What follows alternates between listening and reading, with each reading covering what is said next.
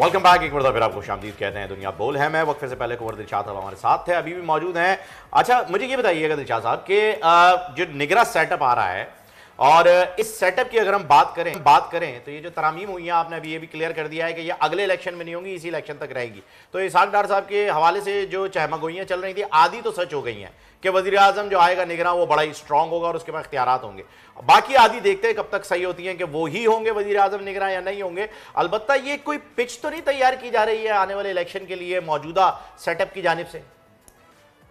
देखिए, ये सारी चहमगोइयाँ चल रही हैं, अफवाह पैदा किए जा रहे हैं। मेरी इलेक्शन कमीशन पाकिस्तान के आला हकाम से मेरी बातचीत हुई है और मैं चूँकि ज़हर है वो एक गैर जामदार बॉडी है, कॉन्स्टिट्यूशन के लिहाज से तमाम पॉइंट को देखा जाए तो उनका सबका कहना यह है कि जनाब केयर टेकर गवर्नमेंट का इलेक्शन कमीशन पाकिस्तान के मामलात में कोई अमल दाखिल नहीं है।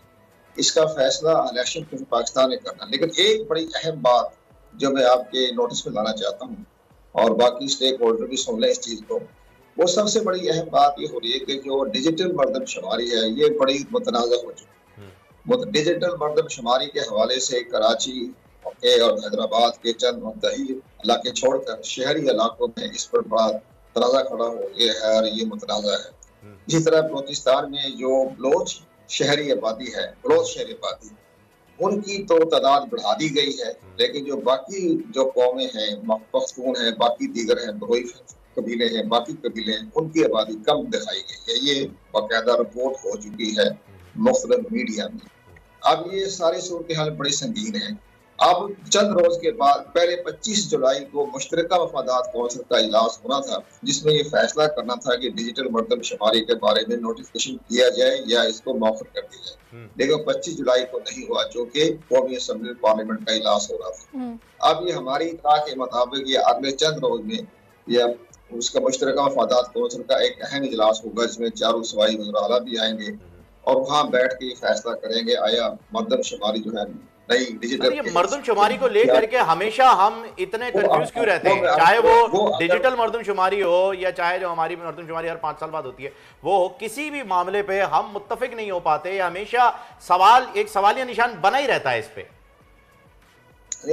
आपने, लेकिन मैं अर्ज करूं, अगर ये मुश्तरका मफादात कौंसिल ने फैसला कर लिया कि डिजिटल मरदमशुमारी का जो है वो नोटिफिकेशन कर दिया जाए आर्टिकल 51(3) के तहत, तो फिर इलेक्शन कमीशन पाकिस्तान को ये बाउंड हो जाएगा कि चूंकि गजट नोटिफिकेशन जारी हो गया है तो अब हम इसको आज से नो हल्का बंदियां करें, जो हमारा एक आईनी प्रोविजन है, आइन में लिखा हुआ है आर्टिकल 51 में। तो फिर ये तकरीबन 4-5 महीने की इलेक्शन जो है आपके कौमी इंतखाबात में मौखर हो सकते हैं। यानी तैयारी जो अभी थोड़ी देर पहले सारिश ने आपसे सवाल पूछा था उसी जानिब जा रही है कि डिले होने के लिए काम किया जा रहा है। बाकी ये तो तमाम मामले इसलिए तो मजबूरी होगी ना। अगर हमारी पहली बात ये मरदमशुमारी के डिजिटल मरदमशुमारी का नोटिफिकेशन देर कर दिया गया, हालांकि वो महकमा शुमारियात। लेकिन कंवर साहब, आपको नहीं लगता कि अगर ये जो मरदमशुमारी वाला मसला है इस पर बाद में इतनी कॉन्ट्रोवर्सीज क्रिएट होंगी, नताइज को नहीं माना जाएगा, फिर वही शोर शराबा, एहतजाज, री इलेक्शन, तो इसका हल तो पहले निकलना चाहिए था। इस पर क्यों नहीं सोचा गया उस तरीके से और क्यों इतनी उजलत में कहा जा रहा है कि जी नहीं, जब ये काम तरामीम वाला कर लिया तो ये भी कहते थे जनाब 1 महीने में तैयारी करें और मरदमशुमारी करा के इलेक्शन कराएंगे। मेरा नहीं ख्याल किसी को एतराज होता। ये बात तो सुना रहे हैं, लेकिन ये हमारे जो वज़ीर आला हैं, खासतौर पर सिंध के और बलूचिस्तान के, ये उनका फर्ज बनता है कि मुश्तरका मफादात कौंसिल में अपनी आवाज़ उठाएं और ये कहें कि फिलहाल इस मरदमशुमारी को जो है उसको मौखर करें और इंतखाबात वक्त को होने दें। अब अगर ये मामला तय हो जाता है तो फिर इलेक्शन कमीशन पाकिस्तान जो है, अगर कौमी असम्बली तहरील होती है 12 अगस्त को, तो ये बिल्कुल यकीनी तौर पर